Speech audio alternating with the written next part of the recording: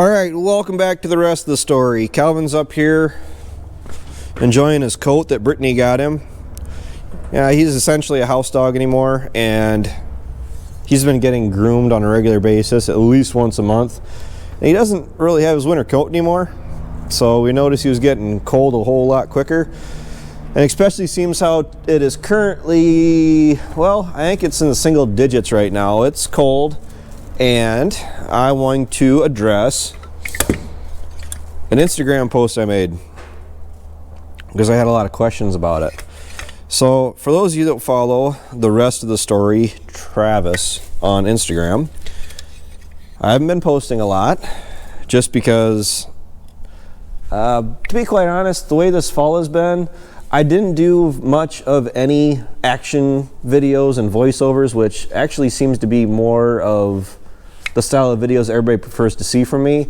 But to be quite honest, just for how this year has gone, when I have a chance to actually be doing something and running, I really didn't have a whole lot of time to stop and burn a bunch of time moving my cameras around, because it is a little time consuming stopping and relocating the camera and stopping and going, and you can burn up a lot of time really quick, a little bit at a time.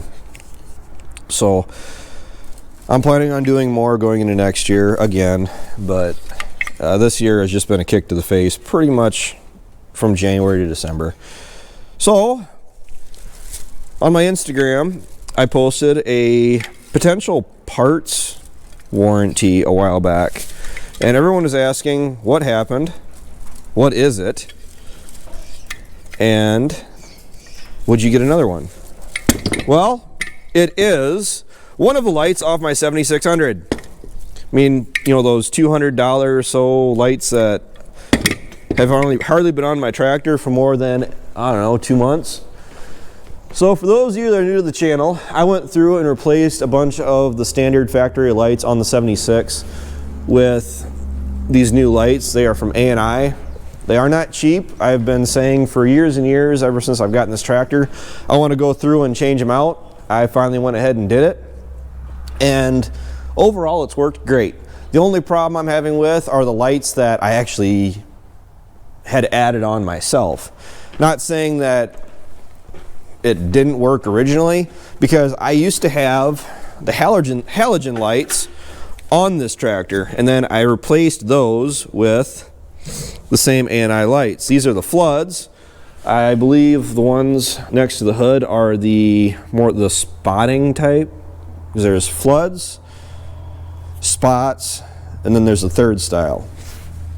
But I think it might be the spotting ones that are actually basically just a flashlight, just sends out a straight beam, and I really didn't want that, so I mainly went with the floods, and then whatever style it was that is kind of in the middle of the road as far as a beam and a spotlight.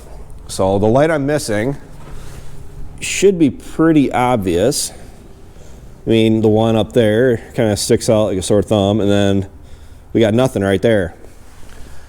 So I am going to replace it. I do like these lights.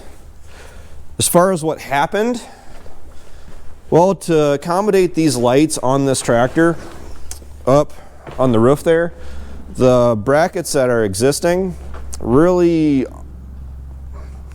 not much of a bracket at all, to be honest with you. They're a little thin piece of steel, a little plate, and I actually bent them by hand so I could get those lights up there, and that was ultimately my undoing, because what happened was they're pointed out more, so those lights, they're heavier than the factory lights that came with the tractor.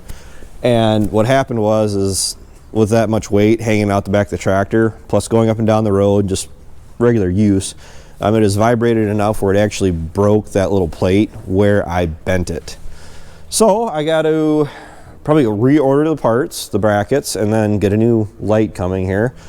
And it's the end of the year, and I've been moving kind of slow as far as doing that, just because, you know, I actually got everything pretty well paid down, paid off as far as bills that are coming in after harvest, and just trying to coast a little bit before I call up the parts guy or call up the dealership and get a bunch more bills coming in. So the 3 lights on the back work just fine, but they will be replaced, or the missing one will be replaced probably sooner than later, just because it does bug me. I did ask the parts guy. He did see my Instagram post, and he did actually turn me down as far as a warranty claim. So you guys are wondering what happened. Well, as I said, it did fail, the bracket that was holding it up, but it was what I was doing when it failed is pretty much what did me in. I was actually cutting up corn stalks, grinding up corn fodder with that Rhino 4155, and I started out when the sun was up, so I really didn't notice it right away. But it was when I went and turned the lights on that night, I thought that the lights out the back of the tractor were kind of dim. I mean, 3 lights of these 3 of these A&I LED lights out the back, it wasn't dim by any means, but it definitely wasn't as bright as I'm used to. And it really didn't take a whole lot of investigating to realize that I was missing a light. And honestly, it was completely by chance that I found this. I wasn't even looking for it. I was driving out through the field, and I just saw the top of it sticking out. You can actually see we got some paint exchange here, some orange-ish paint from the Rhino. So yeah, it took a pretty good spill, and these things aren't exactly built light. This isn't plastic. I mean, this is actually looks like it's cast. So yeah, kind of a hit to the wallet, but that's pretty much just been how this year's gone. So I didn't get any footage of the VT last night, as I said in the first part of the video, just because it was late. It was about an hour from now last night. The ground was not froze, it's in the single digits, and the ground is rock hard right now. But the ground was just starting to firm up when I realized that, hey, we could probably get some ground worked. Didn't chisel anything because I would have had to do some moving around with the equipment to get the chisel plow out, and you know what? I would have settled just fine for getting as much as I could with the VT. And I did. I got everything across the road. I got the bean strip behind the bins. I got almost all the stocks done. I don't know how well you guys can see it between the shed and the barn here, but that field straight out, I got about not quite 20 acres left on that field, and I would be done with the home farm. But the ground got hard, and you got to know when to quit, and it was time to quit at about, was it 2:30 in the morning. We might be done as far as field work goes. To be honest with you, I almost preferred at this point. I'd rather be running in proper running conditions and not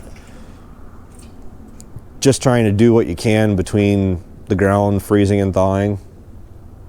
So what can you really do? Well, my fingers are froze.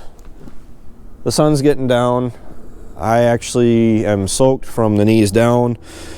Ryan and I went and put some floodgates in, and my boots are, well, my toes are actually completely soaked. So standing out here in this cold weather is actually kind of freezing me out. So stay warm wherever you are, whoever you are.